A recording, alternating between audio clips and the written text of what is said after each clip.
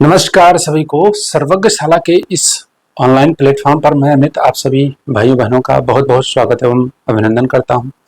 दोस्तों यूपीट्रिपलएससी पेट की हिस्ट्री की इस क्लास में आप सभी का बहुत बहुत स्वागत है। और जैसा कि यूपीट्रिपलएससी पेट का जो सिलेबस है हमारा, उसी सिलेबस के अकॉर्डिंग हमारी क्लासेस आपके सामने आ रही है। और हम हिस्ट्री पोर्शन को पहले देख रहे थे और हिस्ट्री पोर्शन में हम पिछली क्लासेस में जो हम देख रहे थे वह था हमारा वैदिक सभ्यता। तो जैसा कि जो हमारी लास्ट क्लास हुई उसमें हम वैदिक साहित्यों को कंप्लीट कर चुके थे, साथ साथ में हमने कुछ नदियों का भी उल्लेख किया था। नदियों में खासकर आपका जो है प्राचीन नाम और नए नाम को लेके प्रश्न बनते हैं, तो नदियों की भी हम चर्चा बहुत अच्छे से किए थे, जिसमें मैंने बताया था कि ऋग्वेद में बात करें तो 25 नदियों का उल्लेख मिलता है, जबकि संपूर्ण वेदों में बात करें तो 31 नदियों का उल्लेख मिलता है। तो ये सारी बातें जो है नदियों से जुड़े जो फैक्ट हैं उसको हम देख चुके थे।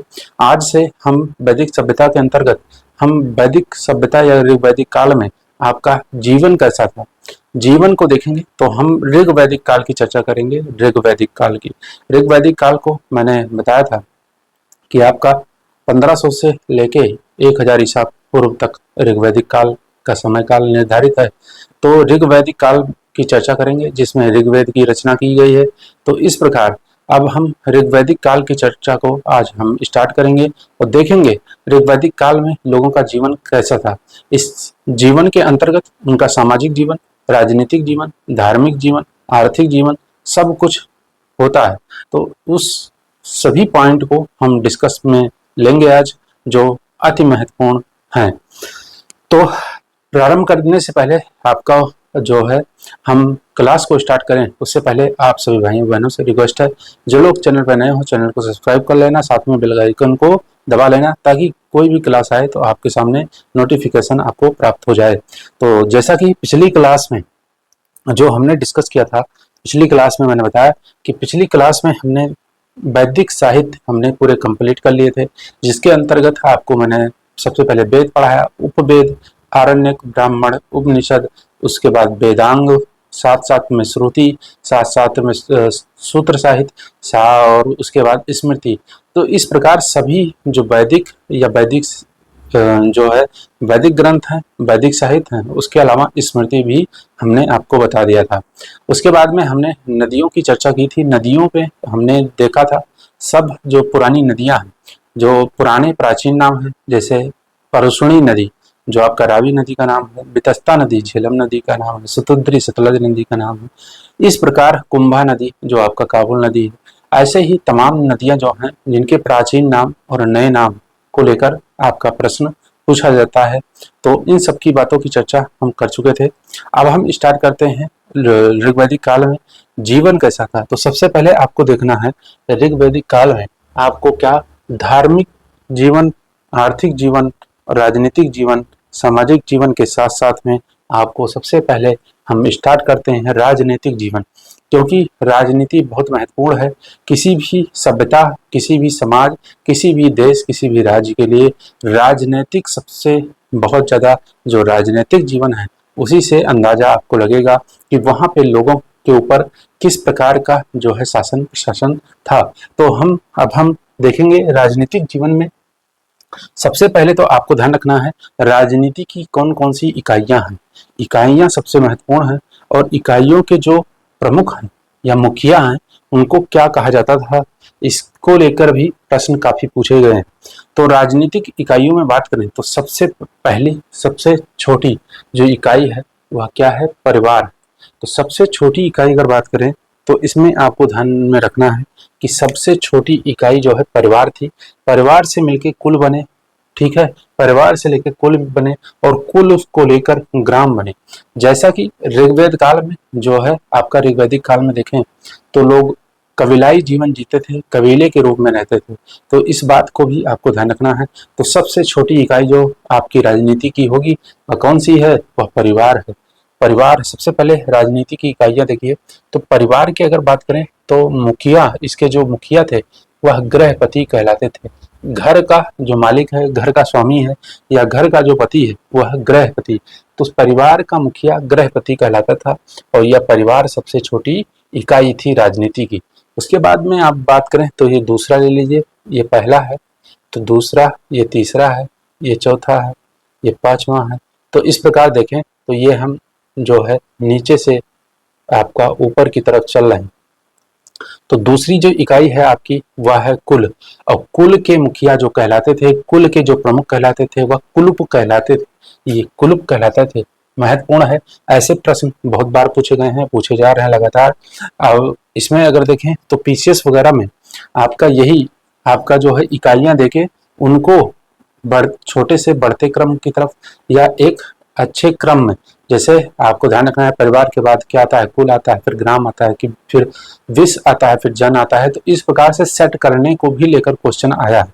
तो इसको आप बिल्कुल सिस्टमेटिक आपका क्रम वाइज याद रखना है।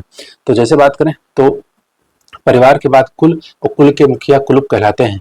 उसके बाद ग्राम आता है, ग्राम ये गांव के समान था और इसके मुखिया ग्रामणी कहलाते थे, ग्रामणी कहलाते थे।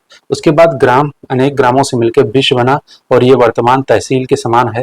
और विश्व के जो स्वामी या प्रमुख होते थे उनको विश्वपति कहा जाता था। तो विश्व अनेक ग्रामों से मिलकर बनता था और यह वर्तमान तहसील के समान जो है या इकाई थी। और इसके जो है स्वामी या मुखिया या प्रमुख कौन कहलाता था, विश्वपति कहलाते थे। तो इस बात को ध्यान रखिएगा। विश्व के बाद आता है जन, जन जो आज वर्तमान में बात करें तो जिले के समान था और इसके जो रक्षक होते थे या स्वामी होते थे या प्रमुख होते थे, इनको गोप राजन या रक्षक कहा जाता था। ये जो गोप राजन और रक्षक होते थे ये वंश परंपरा से नियुक्त होते थे, यानी वंशानुगत पद था, यह वंशानुगत पद था। तो इस बात को भी ध्यान रखिएगा कि जो आपके गोप राजन या रक्षक हैं ये उनका पद जो है वंशानुगत पद है। तो इस तथ्य को भी आपको याद रखना है। उसके बाद बात करें तो आगे बढ़ते हैं।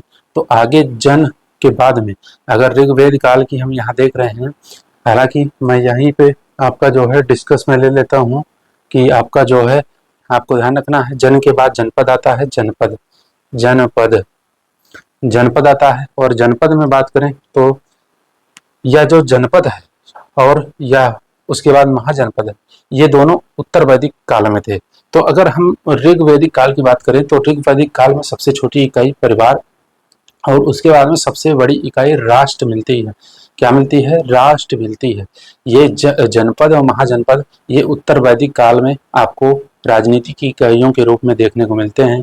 इसलिए मैंने दोनों एक साथ में ले लिया है, क्योंकि राजनीति की जो इकाइयां हैं उसको हम देख रहे हैं तो उसके साथ में देख लें। तो आपको ध्यान रखना है विश्व के बाद जन और जन के बाद यहाँ पे राष्ट्र आता है। क्या आता है, जन के बाद राष्ट्र आता है, राष्ट्र।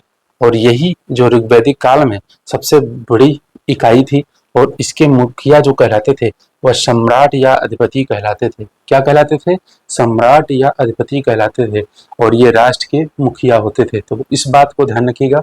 बाकी ये जो इकाइयां हैं ये बाद में आपका जनपद और महाजनपद ये उत्तर वैदिक काल में ये इकाइयों के रूप में स्थापित हुई। तो आपको सबसे पहले इतना याद रखना है कि ऋग्वैदिक काल में परिवार सबसे छोटी इकाई, सबसे लास्ट में आपको ध्यान रखना है राष्ट्र।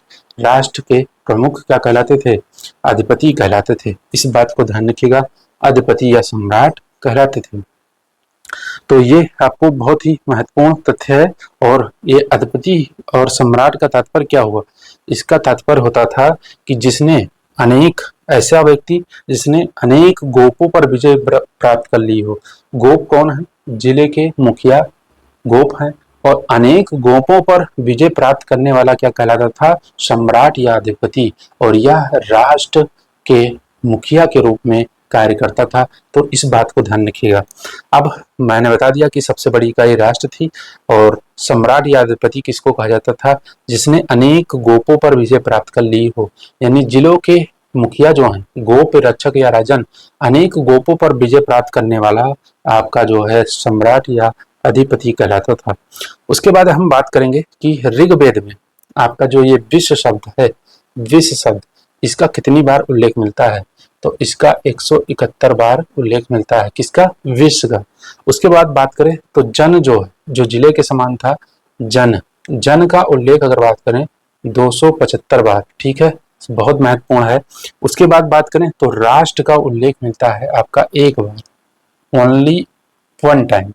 तो आपको ध्यान रखना है, ये जो विश्व शब्द है इसका ऋग्वेद में 171 बार उल्लेख मिलता है। उसके बाद बात करें तो जन शब्द का उल्लेख 275 बार मिलता है। वही राष्ट्र की बात करें तो राष्ट्र शब्द का उल्लेख सिर्फ एक बार मिलता है। तो ये भी तथ्य आपको याद रखना है। अब अगर हम बात करें तो ऋग्वैदिक काल में ध्यान रखना है, ऋग्वैदिक काल में आपका जो है राजा की हैसियत क्या होती थी, इस तथ्य को भी आपको पता होना चाहिए। एक जो राजा होता है, सम्राट होता है, वह ऋग्वैदिक काल में किस प्रकार था। तो आप जानते हैं बाद में जो भी राजा हुए वो क्या होते थे कि वो समस्त अपने क्षेत्र का, जो अपना क्षेत्र है राजा का, उस समस्त क्षेत्र के वो स्वामी होते थे। लेकिन ऋग्वैदिक काल में जो राजा होता था, राजा भूमि का स्वामी नहीं होता था, बल्कि क्या होता था, बल्कि आपको ध्यान रखना युद्ध का स्वामी होता था। यानी युद्ध का स्वामी होता था, यानी उसका काम है जो युद्ध होना है किसी कबीले को या किसी अदर लोगों से, तो युद्ध के आप स्वामी हैं।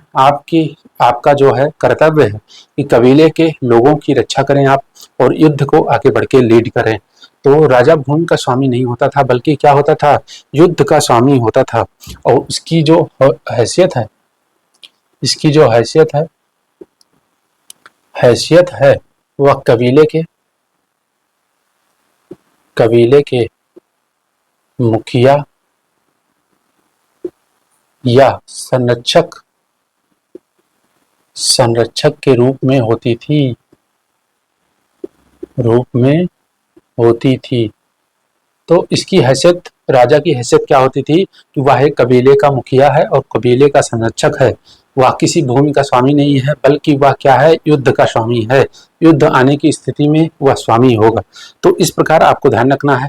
इसीलिए इस राजा को कहा गया है, ऋग्वेद में कहा गया है जनस्य गोप्ता, यानी लोगों का राजा जो है, जनस्य गोप्ता, यह शब्द मिलता है ऋग्वेद में राजा को लेके। तो इस तथ्य को भी याद रखिएगा। अब हम बढ़ते हैं। आपका जो है यह आपका राजनीति की इकाइयां हो गई। अब किस प्रकार राजनीति को संचालित किया जाता था, किस प्रकार वहां पे व्यवस्था थी, क्या क्या ऐसी संस्थाएं थी, तो इन सब की बातों की चर्चा हम यहाँ करते हैं। तो जैसा कि आर्यों की प्रमुख संस्थाएं कौन कौन सी हैं, ये भी बहुत महत्वपूर्ण है और यहाँ से भी बहुत सारे प्रश्न आपको देखने को मिलते हैं। तो अब हम देखेंगे आर्यों की प्रमुख संस्थाएं। तो आर्यों की प्रमुख संस्थाओं में सबसे पहले आपको ध्यान रखना है कि विदत यह जो है, यह आर्यों की सबसे प्राचीन संस्था थी। क्या थी? यह आर्यों की सबसे प्राचीन संस्था थी। यानी सबसे पहले इसी संस्था को स्थापित किया गया। इसका ऋग्वेद में अगर देखें तो कुल 122 बार उल्लेख मिलता है। विदत शब्द का जो है ऋग्वेद में 122 बार उल्लेख मिलता है, इस बात को ध्यान रखिएगा। और यह विद्या व ज्ञान से संबंधित संस्था थी। तो यह विद्या व ज्ञान से संबंधित संस्था थी। इसमें महिलाओं को भाग लेने, यानी महिलाएं भी इस संस्था के अंतर्गत आपका शामिल हो सकती थी। तो यह आपको विदत के बारे में आपको पता होना चाहिए कि यह सबसे प्राचीन आपकी संस्था है और यह विद्या व ज्ञान से संबंधित थी। विदत का उल्लेख 122 बार मिलता है, 122 बार, ये भी आपको याद रखें। दूसरी संस्था जो है वह है आपका सभा की बात करें तो सभा जो संस्था थी, इसमें गांव के वरिष्ठ और महत्वपूर्ण लोग जो होते थे वह इस सभा में शामिल होते थे। यानी यह गांव के वरिष्ठ या महत्वपूर्ण लोगों का समूह था सभा। और बात करें तो ये गांव के सामूहिक मसलों को हल करते थे। ये गांव के वरिष्ठ लोग थे तथा ये गांव के सामूहिक मामलों को जो है हल करते थे। इसमें बात करें तो आपको ध्यान रखना है, इसमें आपका ये न्याय भी करते थे और कठोर न्याय होता था। यहाँ पे कठोर परीक्षा के आधार पर न्याय भी किया जाता था सभा में। और इस कठोर परीक्षा के अंतर्गत आपका जल परीक्षा, अग्नि परीक्षा आदि को लिया जाता था। तो ये एक प्रकार से न्यायिक आज की जो पंचायतें वगैरह हैं, हालांकि ये उस समय बहुत शक्तिशाली थी। तो आपको ध्यान रखना है कि जैसे ये आपका कठोर परीक्षा के आधार पर न्याय भी करते थे। अगर कोई सामूहिक मसला है गांव का, कबीले का, तो उसको भी ये हल करते थे। और ये गांव के वरिष्ठ और एक जो महत्वपूर्ण लोग होते थे, उन लोगों के द्वारा, इस समूह के द्वारा इस सभा का निर्माण होता था। तो इस तथ्य को आपको ध्यान रखना है। अब हम बात करें तो इसमें आपको ध्यान रखना है, सभा को ऋग्वेद में नरिष्ठा कहा गया है। क्या कहा गया है? नरिष्ठा कहा गया है। यह भी बहुत महत्वपूर्ण तथ्य है। और इसका ऋग्वेद में अगर बात करें तो कुल 8 बार उल्लेख मिलता है सभा का। ठीक है। और इसमें महिलाएं भी भाग लेती थी, भाग लेने का उनको पूरा अधिकार था। और इन्हें सभावती कहा जाता था। क्या कहा जाता था? सभावती कहा जाता था। इसके माध्यम से न्याय कठोर परीक्षाओं के आधार पे होते थे। और ये कठोर परीक्षाओं में आपको ध्यान रखना है, जल परीक्षा, अग्नि परीक्षा इत्यादि इसके अंतर्गत लिया जाता था। तो ये तो सभा और विदत, इन दोनों जो है संस्थाओं की चर्चा हो चुकी है। अब हम लास्ट में देखते हैं समिति। समिति, तो समिति की बात करें तो यह एक केंद्रीय राजनीतिक संस्था थी। समिति जो है केंद्रीय राजनीतिक संस्था के रूप में थी। और इसमें महिलाओं, सबसे महत्वपूर्ण पॉइंट यही है कि इसमें महिलाओं को भाग लेने का अधिकार नहीं था। और इसके जन के, मैंने बताया कि जो आपका गांव के बाद में विष होता है, विष के बाद जन होता है, तो जन के समस्त लोग जो है इस समिति के सदस्य के रूप में होते थे। तो जन के समस्त लोग इस समिति में शामिल होते थे। और इसमें मुख्यतः धनाढ़ व युवा वर्ग जो शामिल होता था। तो इसको याद रखिएगा, धनाढ़ व युवा वर्ग इस समिति में शामिल होता था। तो इम्पोर्टेंट है, सारे फैक्ट आपको याद रखने हैं। चलिए, अब समिति को ध्यान रखिएगा। तो मैंने बता दिया कि इसमें धनाढ़ व युवा वर्ग, यु वर्ग शामिल होता था, शामिल। ठीक है, ध्यान रखिएगा इस बात को। और अगर बात करें तो इसमें समिति का जो मुखिया होता था, समिति का मुखिया क्या कहलाता था? ईशान कहलाता था। ईशान कहलाता था। इस तथ्य को भी याद रखिएगा कि समिति का जो मुखिया होता था वह ईशान कहलाता था। बहुत महत्वपूर्ण है ये सारी संस्थाएं, क्योंकि ऋग्वैदिक काल में यही संस्थाएं राजनीति का अंग थीं और शासन को संचालित करने में इनका बहुत बड़ा सहयोग होता था। तो समिति को ध्यान रखिएगा, केंद्रीय राजनीतिक संस्था के रूप में थी, या सेंट्रल लेवल की बात हो रही है। और इसमें जो जनपद है, जनपद के समस्त लोग इसमें शामिल होते थे। तो इस तथ्य को याद रखिएगा। अब बढ़ते हैं आगे, कुछ फैक्ट और देख लेते हैं।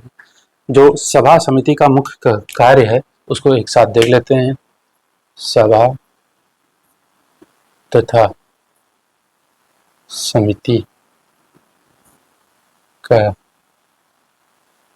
मुख्य कार्य क्या था, इसको याद रखिएगा। तो इसमें अगर हम देखें तो आपको ध्यान रखना है, यह जो है राजा की नियुक्ति व पद मुक्ति से संबंधित थी। ठीक है, राजा की नियुक्ति व पदोन्नति से संबंधित थी। दूसरा बात करें तो यह दोनों संस्थाएं क्या करती थी? राजा पर नियंत्रण का कार्य करती थी। नियंत्रण जैसे नियुक्ति करेंगी और पदमुक्ति करेंगी। तो इस प्रकार से अगर देखें तो ये दोनों संस्थाएं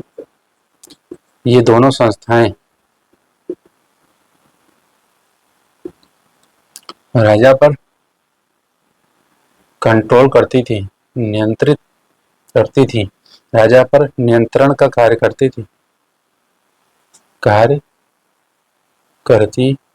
थी। तो सभा समिति, और एक तथ्य इसमें और याद रखना है आपको कि अथर्ववेद में सभा और समिति को प्रजापति की 2 पुत्रियों के रूप में संबोधित किया गया है। इस तथ्य को भी याद रखिएगा, पूछा गया है ये भी। अथर्ववेद में सभा व समिति को प्रजापति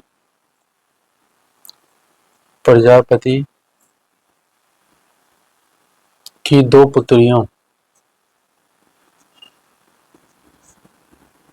के रूप में संबोधित किया गया है। इस तथ्य को भी याद रखना है आपको कि अथर्ववेद में सभा और समिति को जो है प्रजापति की दो पुत्रियों के रूप में संबोधित किया गया है। जब हम उत्तर वैदिक काल में देखेंगे तो वहां पे सभा और समिति का अस्तित्व समाप्त हो जाता है। बहुत सारे परिवर्तन होते हैं उत्तर वैदिक काल में, तो उसकी चर्चा हम वहां पे देखेंगे। तो वहां पे एक तथ्य आपको ये याद रखना है कि सभा समिति जो है वह उत्तर वैदिक काल में इनका अस्तित्व समाप्त हो जाता है, इसको भी याद रखिएगा। और एक शब्द आपको बहुत मिलता होगा, आप देखे होंगे एक और, हालांकि वह संस्था नहीं है लेकिन आपको ध्यान रखना है क्योंकि वह आपको कहीं कहीं देखने को मिलता है, गढ़। तो गढ़ क्या होता था, तो यह जनतंत्र के लिए प्रयुक्त एक जनतंत्र लोकतंत्र के लिए प्रयुक्त एक तकनीकी शब्दावली है। तकनीकी आपका जो है शब्दावली है, शब्द है। प्रारंभ में या क्या, प्रारंभ में यह एक सैन्य टुकड़ी होती थी, सैन्य टुकड़ी होती थी, ध्यान रखिएगा। तो आपको ऋग्वेद काल में ध्यान रखना है कि ये जो आपके गढ़ है, तो गढ़ को बात करें तो यह प्रारंभ में एक सैन्य टुकड़ी के रूप में होती थी। बाकी अगर बात करें तो लोकतंत्र के लिए प्रयुक्त एक टेक्निकल वर्ड है। और इसमें बात करें तो इसके मुखिया को, इंपॉर्टेंट है, मुखिया को इसके क्या कहा जाता है, गणेश गोप्ता कहा जाता है, गणेश गोप्ता कहा जाता है। तो इस बात को भी ध्यान रखिएगा, गढ़ के मुखिया क्या कहलाते थे, गणेश गोप्ता कहलाते थे। और यह प्रारंभ में जो है सैनिक टुकड़ी के रूप में थी। और अगर देखें तो यह एक लोकतंत्र या जनतंत्र के लिए प्रयुक्त एक शब्दावली है, शब्द है, इस बात को आपको ध्यान रखना है। तो ये आर्यों की प्रमुख संस्थाएं थी और 3 संस्था तो मेन है, ये चौथी भी मैंने थोड़ा बहुत इसके बारे में बता दिया। तो इस तथ्य को आपको याद रखना है। अब हम आगे बढ़ें तो ध्यान रखिएगा। अब हम आगे बढ़ते हैं और आगे अगर हम देखें तो आपका जो अगला आपका है ऋग्वेद काल में सामाजिक जीवन। तो सामाजिक जीवन भी बहुत ज़्यादा महत्वपूर्ण है, उसकी चर्चा हम करेंगे नेक्स्ट क्लास में। क्योंकि क्लास क्या है कि आप लोगों का जैसा फीडबैक होगा, रिस्पांस होगा, उसी आधार पे हम आपके सम्मुख प्रस्तुत हुआ करेंगे। और एक बात मैं कहना चाहूँगा कि पेपर की अभी डेट नहीं है, तो ये आप पूरी तरीके से विश्वास करके हमारे ऊपर जिम्मेदारी आप छोड़ दीजिए। आप धीरे धीरे पढ़ते चलिए सिलेबस को, और जैसे ही पेपर की डेट आएगी, पेपर की डेट तुरंत, ऐसा तो है नहीं कि आज पेपर की डेट आई कल पेपर होगा, ऐसा होगा नहीं। तो जो भी समय हमारे पास मिलेगा पेपर की डेट के बाद, उसमें आपको बहुत क्लासेस की फ्रिक्वेंसी बढ़ाते हुए आपका जल्दी से जल्दी सिलेबस करवा दिया जाएगा। तो एकदम आराम से अभी पढ़िए, इत्मीनान से पढ़िए, बिना टेंशन बिना फिक्र के। आपको बस इतना इस समय ध्यान रखना है कि हम तैयारी नहीं, अपितु हम जानकारी इकट्ठा कर रहे हैं और ये जानकारियां आगे हमारे एग्जाम में काम आएंगी। जब आप किसी सब्जेक्ट को रुचि लेके पढ़ेंगे, ना कि एक टारगेट के बेस पे, तो जब रुचि लेके पढ़ेंगे तो धीरे धीरे वो आपके लिए बहुत ही बेनिफिशियल होगा। एग्जाम में तो प्रश्न आएंगे ही, साथ साथ में आपकी एनालिटिकल पावर बढ़ेगी। एनालिटिकल पावर बढ़ने के साथ भी अगर आप कोई क्वेश्चन नहीं भी आता है तो उसको भी आप टैकल कर पाएंगे। तो इस तरीके से कोई भी सब्जेक्ट हो उसको अच्छे से, आपको बहुत अच्छे से पढ़ना है, समझ बूझ के पढ़ना है और रुचि के साथ पढ़ना है। यानी उसमें इंटरेस्ट के साथ जब आप पढ़ेंगे तो वह सब्जेक्ट आपको अच्छा लगेगा और आपको लंबे समय तक वह याद रहेगा। तो इस बात को ध्यान रखिएगा कि जैसे ही पेपर की डेट आएगी क्लासेस तुरंत बढ़ा दी जाएंगी, आपका कंप्लीट सिलेबस हो जाएगा। अभी आप आराम से इत्मीनान से पढ़ते चलिए। गर्मी का महीना है, ख्याल रखिए बहुत ज़्यादा गर्मी पड़ रही है, इसमें ह्यूमिडिटी ज़्यादा है, तो आपको लिक्विड चीज़ें, आपको नींबू पानी वगैरह जूस वगैरह लेते रहना है, खाना कम, पीना ज़्यादा। पीने में आपको ध्यान रखना है, वो चीज़ें नहीं पीनी है जो आपके मन मस्तिष्क पर प्रभाव डाले। आपको वो चीज़ें पीनी है जो आपके लिए, पेट के लिए इस समय लाभदायक हो। तो गर्मी में ख्याल रखिए, और क्लासेस हमारी धीरे धीरे चलती रहेंगी, आप उसका आनंद लेते रहिए। बस एक रिक्वेस्ट है कि आप लोगों का फीडबैक आना बहुत ज़रूरी है।